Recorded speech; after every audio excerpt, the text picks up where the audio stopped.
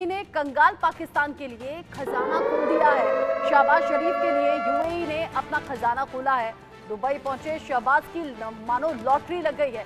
पाकिस्तान को यूएई 10 अरब डॉलर का निवेश देगा।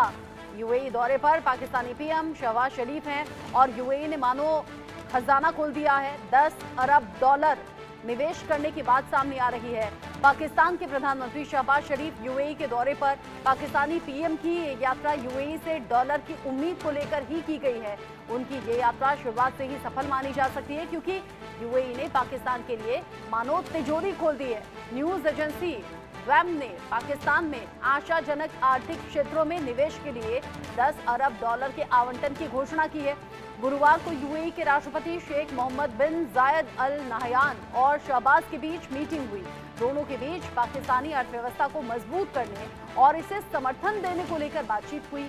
रिपोर्ट से पता चला कि पाकिस्तान में निवेश उनके एजेंडे में सबसे ऊपर है। मीटिंग में पीएम शहबाज के साथ डिप्टी पीएम और विदेश मंत्री इशाक डार, वाणिज्य मंत्री जाम कमाल खान, रक्षा मंत्री ख्वाजा आसिफ और पीएम के विशेष सहायक सैयद तारिक फातिमी मौजूद थे। पाकिस्तान को 10 अरब डॉलर मिलना एक बड़ी कामयाबी है क्योंकि इस समय पाकिस्तान बेहद खराब स्थिति से गुजर रहा है। ऐसे में 10 अरब डॉलर क्या वाकई पाकिस्तान को इस कर्ज से निकाल पाएगा, इस स्थिति से उबार पाएगा यूके देवनाथ सर? ये कथनी और करनी में बहुत गैप होता है। अंग्रेजी में कहते हैं कि जब चाय पीते हैं तो चाय का प्याला जो है होंठ से लगने तक हमें देखना पड़ेगा कि चाय पी कि नहीं पी। अब जब यूएई बोल रहा है कि 10 अरब डॉलर देगा निवेश के लिए पाकिस्तान में, पाकिस्तान के पास ऐसे प्रोजेक्ट होने चाहिए। मैं 10 अरब डॉलर उनको कब मिलेंगे, कैसे मिलेंगे, अगले 1 साल में मिलेंगे या अगले 10 साल में मिलेंगे, कोई भी माइक्रो डिटेल सामने नहीं है। सबसे बड़ी बात है पाकिस्तान इस पैसे का करेगा क्या? क्या वो इनको इंफ्रास्ट्रक्चर प्रोजेक्ट्स में लगाएगा? क्या पाकिस्तान के इंजीनियर्स ने और एडमिनिस्ट्रेटर्स ने इस तरह की प्लान्स रेडी रखी हैं? नहीं। ये पैसा पाकिस्तान में जब भी आएगा इसका आधा पैसा तो जो है पाकिस्तान के करप्ट पॉलिटिशियंस और एडमिनिस्ट्रेटर्स खा जाएंगे। थोड़ा बहुत जो बचेगा वो पाकिस्तान की आर्मी में आर्मी नेवी एयरफोर्स के हवाई जहाज, टैंक, तोप, गोले बारूद खरीदने में चले जाएंगे और उसके बाद अगर थोड़ा बहुत पैसा बचेगा तो वो पाकिस्तान की जनता को सब्सिडी देने में चला जाएगा। चीन तो बैठा ही हुआ है कि शायद यूएई से पाकिस्तान को पैसा मिलेगा तो शायद उसी पैसे से पाकिस्तान चीन का लोन वापस करेगा। तो ये जो यूएई में जो खबरें आ रही हैं ये कप एंड लीप में अभी बहुत ज्यादा गैप है जी। यानी कि इस हाथ लिया और उस हाथ जाने की तैयारी भी हो गई। Major Shah UK Devnath sir जैसा बोल रहे हैं अगर वैसा ही पाकिस्तान में होता है फिर तो ये हालात कभी नहीं सुधरने वाले। बिल्कुल सही फरमाया आपने जी, और मैं बिल्कुल की बात मैं एक कदम और आगे बढ़ के कहूंगा कि ये पैसा वो इन्वेस्ट करेंगे कहाँ लगाएंगे? उग्रवाद में, जो कि अक्सर करता है।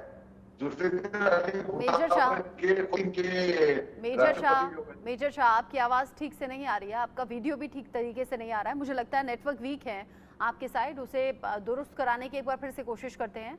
तब तक मैं संजीव जी का रुख कर लेती हूँ। संजीव जी, पाकिस्तान ऐसा समझिए कि बस डूब रहा है और डूबते को तिनके का सहारा अलग अलग तरीके से मिलता है, कभी चीन से, कभी आईएमएफ से, लेकिन ये जो यूएई से एक तरीके से लॉटरी लग गई है पाकिस्तान की, शहबाज शरीफ की, वो लॉटरी क्या यहाँ आगे बढ़ने के लिए काम आएगा या फिर वो ऐसा ही होगा, इस हाथ आया और उस हाथ चला गया, यानी बट गया, फिर से नेताओं ने अपनी जेब भरी और बस आवाम रह गई देखते हुए?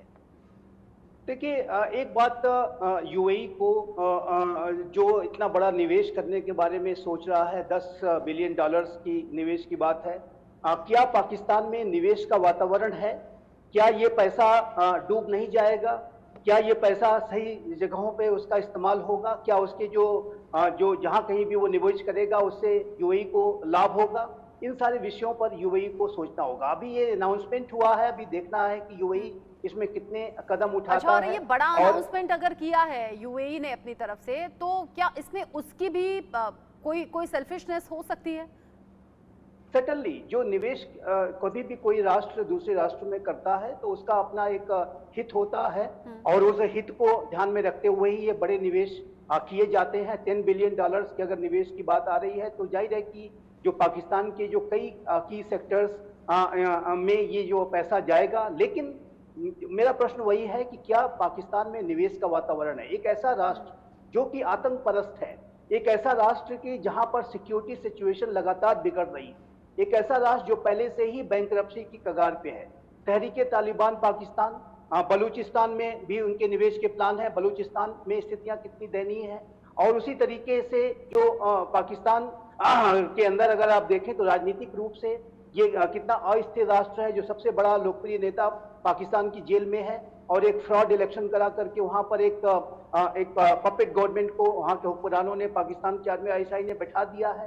तो ऐसी वजह से, इन्हीं कारणों की वजह से, असुरक्षित स्थितियों की वजह से कोई बड़ा राष्ट्र पाकिस्तान के अंदर निवेश नहीं करता है, क्योंकि वो निवेश का वातावरण नहीं है।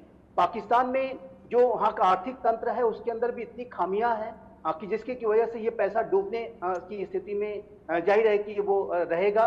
और जैसा कि हम सभी डिस्कस कर रहे हैं कि जो पाकिस्तान के अंदर जो भ्रष्टाचार का जो तंत्र है वो इतना ज्यादा गहरा है, और विशेष रूप से वहाँ की जो आर्मी और आईएसआई जो कि वहाँ के आर्थिक तंत्र पर भी अपना कंट्रोल करती है, उसका एक बड़ा जो एक शेयर है वो जाहिर है कि वो करप्ट पॉकेट्स में चला जाएगा। और ये जो निवेश जो यूएई जो योजनाएं बना रहा है उसमें सफल नहीं हो सकेगा। विश्व का कोई राष्ट्र पाकिस्तान में इसी वजह से बड़े निवेश नहीं करता। बड़ी जो कंपनीज हैं, यानी हालातों में कोई सुधार दूर दूर तक तो दिखता नहीं।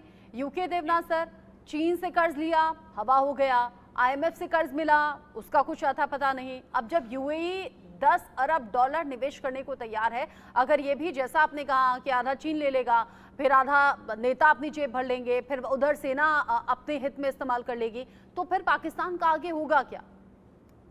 जी हाँ, अभी पाकिस्तान की विडंबना ये है रत्ना जी कि वहां पर कोई भी ठोस कार्य करने का कोई प्लान नहीं है। हम एडमिनिस्ट्रेशन में थे, दो शब्द इस्तेमाल होते हैं एडमिनिस्ट्रेशन में। एक होता है कैपिटल एक्सपेंडिचर यानी रचनात्मक कार्यों के लिए एक्सपेंडिचर, और एक होता है रेवेन्यू एक्सपेंडिचर यानी डे टू डे जो रिक्वायरमेंट होती है, आटा, दाल, चावल, पेट्रोल, डीजल, ग्रीस, लुब्रिकेंट्स, दवाइयां। पाकिस्तान में उनके पास कोई बड़ा प्रोजेक्ट नहीं है। क्या उनके पास ऐसी कोई प्लान है कि एक बड़ा सा हाइड्रो पावर प्लांट बनाएंगे इस पैसे से? क्या वो अपने हाईवेज को बनाएंगे? चीन ने सीपैक बनाया, और जो आशा की थी चीन ने कि सीपैक के इतने बड़े बड़े हाईवेज बनाने के बाद उसमें बहुत ज्यादा माल की ढुलाई होगी, चीन से लेके ग्वादर तक और ग्वादर से लेके चीन तक, कुछ भी नहीं हुआ। जो चीन सोच रहा था कि हर रोज कम से कम 100, 200 या 500 कंटेनर्स चीन से ग्वादर जाएंगे, ग्वादर से चीन जाएंगे, उसकी जगह अभी तक एक दिन में मुश्किल से 20 या 30 कंटेनर जा रहे हैं ग्वादर से शिंजियान या शिंजियान से ग्वादर। यानी इन्वेस्टमेंट करके उस पर एक रिटर्न आना चाहिए, एक कैपिटल रिटर्न आना चाहिए। ये तो पाकिस्तान का कोई प्लानिंग ही नहीं है। उनके उद्योग धंधे सब जो हैं वो बंद हो रहे हैं, रॉ मटेरियल वो इंपोर्ट नहीं कर पा रहे हैं, और सबसे बड़ी बात वो किसी से ट्रेड नहीं कर रहे हैं। बहुत कुछ जाता है और प्रोजेक्ट भी ऐसा किया जाता है कि बहुत कुछ करने वाला है पाकिस्तान हालात सुधारने के लिए, लेकिन वो होता हुआ असल में धरातल पर नजर आता नहीं है। और यही वजह है कि पाकिस्तान की हालत दिन ब दिन और ज्यादा पहले से बदतर हो रही है। संजीव जी, यूके देवनाथ सर, बहुत शुक्रिया आप दोनों का मेरे साथ में जुड़ने के लिए। मेजर शाह भी हमारे साथ में मौजूद थे, मेजर शाह का भी शुक्रिया। इन्हीं सभी खबरों पर आगे जो अपडेट होगा पाकिस्तान से जुड़ा हुआ दर्शकों तक सबसे पहले पहुंचाएंगे। एक छोटा सा ब्रेक।